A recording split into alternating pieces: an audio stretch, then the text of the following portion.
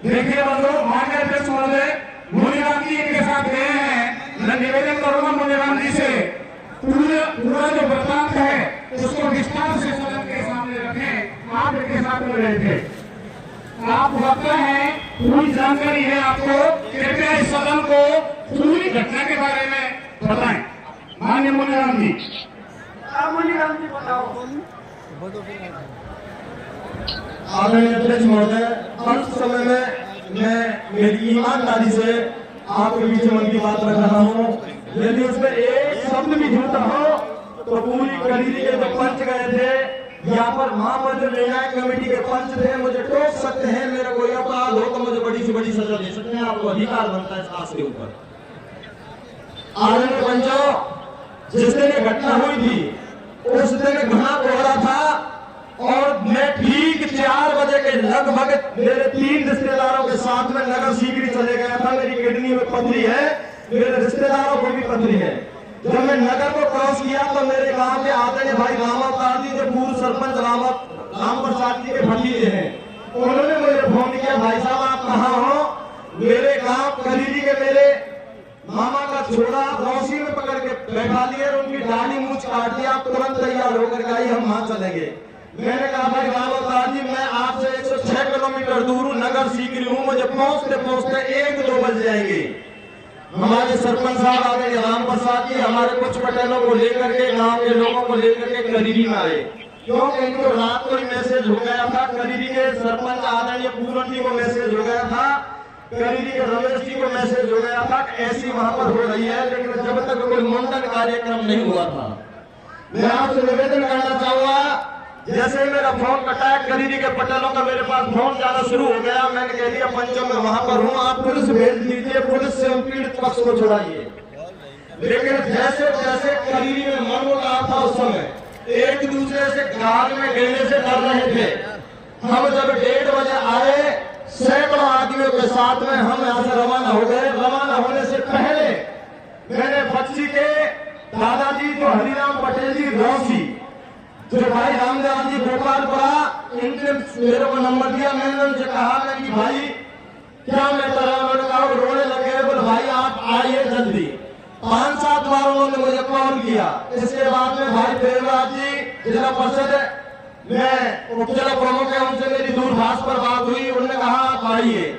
सीताराम जी सरपंच निवासी रौसी, उनसे मेरी बात हुई, बोला आप आइए। और सीताराम जी निवासी महेशुआ, उनसे दूरभाष पर मेरी कई बार बात हुई। उन्होंने कहा आप आइए और कैसे भी करके यहाँ से इनको लेकर जाइए।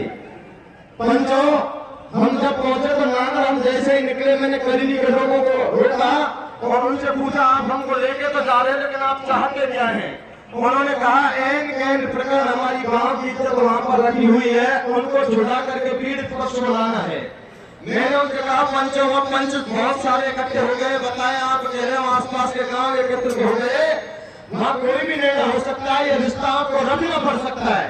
करीरी के पंचों ने कहा हम रिश्ता रखेंगे। मैं सही कह रहा हूं?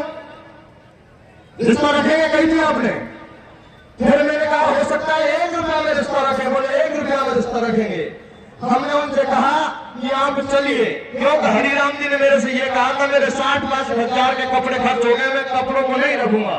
हम लोगों ने वार्तालाप किया में कि हो सकता है वहां पर कुछ पैसे खर्च हों। उन्होंने कहा पैसे लेके चल रहे हैं। जैसे ही हम पहुंचे, पंचायत चालू हुई और पंचायत में सर्वप्रथम बेटी पक्ष की तरफ से मिस्टर हरिराम जी जिन्होंने बयान दिए, और बयान देने के बाद में बिचौलिया जो मिस्टर श्रीमन जी है निवासी ब्रह्माद, उनके बयान हुए। तो मैंने बड़ी हिम्मत विसार करके मैंने पंचायत से कहा, मैंने कि यदि पंचों की इजाजत हो तो मैं इस बिचौलिया के दोबारा बयान लेना चाहता हूं। मैं जैसे ही खड़ा हुआ, ये सदन गवाह है सारे लोग। भाई प्रेमराज जी उपजिला प्रमुख ने मुझे ये कह करके बैठा दिया आप बैठ जाइए, बयान दोबारा नहीं होंगे। मैं बैठ गया। बैठने के बाद में तत्पश्चात मैंने खड़ा होने का प्रयास किया तो भाई राजपाल जी कैमरा, उन्होंने मुझे बैठा दिया, नहीं आप फैसला करोगे, करीरी और फेरी मिलकर के फैसला करेगी। मैंने पंचों से निवेदन में बैठ गया। फिर जैसे ही हरिराम जी बोलते हैं बेटी के वो हैं, उन्होंने कहा मेरा उचित न्याय जब तक नहीं होगा मैं पंचों को यहाँ से जाने नहीं दूंगा। तो मैं इस दास को थोड़ा सा बताया, मैंने कहा ये आप ऐसा आपका गांव की फाइल गांव का न्याय ऐसे नहीं हो सकता, हम आए हैं तो हम बोलेंगे, आप कौन होते हैं बैठाने वाले। तब मेरे साथ में भाई उपाध्यक्ष महोदय हैं हरि जी, भाई केशव किरवाला जी, जमीन अनुभव पटेल थे, उन्होंने कहा मणिराम जी बोल रहे। मैंने बोला मैंने यदि इन्होंने बड़ा अपराध किया है, मैंने बिल्कुल अपराध किया है, हम इनको छुड़ाने के लिए आए हैं, हम आपकी के साथ ही नहीं है। बोले नहीं इसका फैसला करो। मैंने इसकी दाढ़ी मूछ काटने से आपका गुस्सा शांत नहीं हुआ हो तो इनकी गर्दन काट दो, लेकिन हमारे कर दीजिए। उन्होंने कहा करीरी और मैं फेरी फैसला करेगी।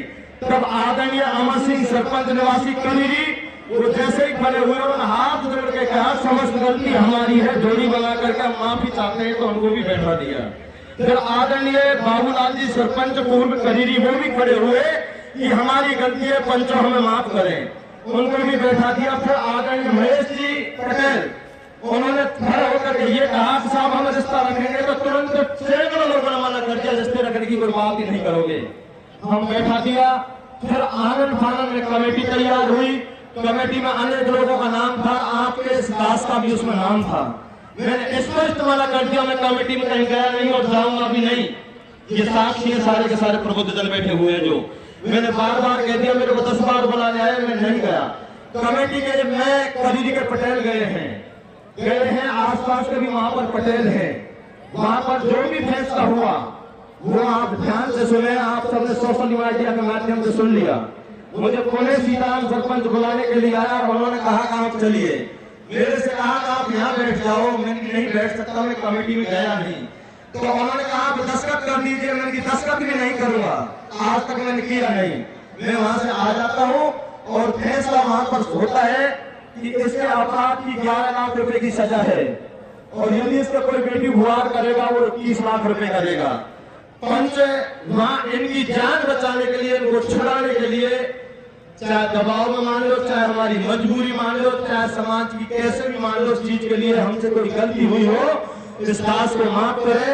और वहां पर बार बार कह रहे थे प्रमुख साहब मणिराम जी, वो इसलिए कह रहे थे मेरे को हैंड ओवर कर रहे थे, वो 11 लाख का दंड हुआ, और 11 लाख में आप ध्यान से सुनना, करीरी को धन्यवाद देना चाहूंगा, 40 घरों के परिवार को धन्यवाद देना चाहूंगा। उन्होंने कह दिया बेटे पक्ष से 5 पैसे नहीं लेंगे, और 11 लाख रुपए वहां कमिटमेंट करके आए, सदन में हम देंगे।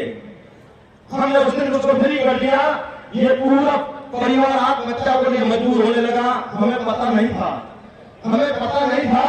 और करीबी वालों ने उन्होंने समझाया है। समझाने के बाद में हमने ये कहा है, फिर ये कुछ लोग 70-80 लोग हमारे गांव गए, हमारे गांव को इकट्ठा किया, हमारे गांव ने कहा पहले करीबी इकट्ठा हुई है, फिर गाजीपुर वाले भाइयों से बात कीजिए, आसपास के क्षेत्र से बात की, हमारे टोल भी वाले चौधरियों से बात की, सबकी जब मानसा बनती है तो पंचायत करेंगे, पंचायत में उचित निर्णय जैसा भी होगा समाज करेगा, हमें स्वीकार होगा।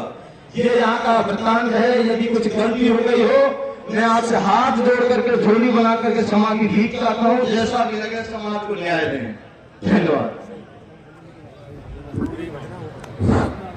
माननीय अध्यक्ष महोदय, देखिए साथियों, जो घटना हुई वो पूरा वृत्तांत सदन के समक्ष माननीय पंच ने रखा।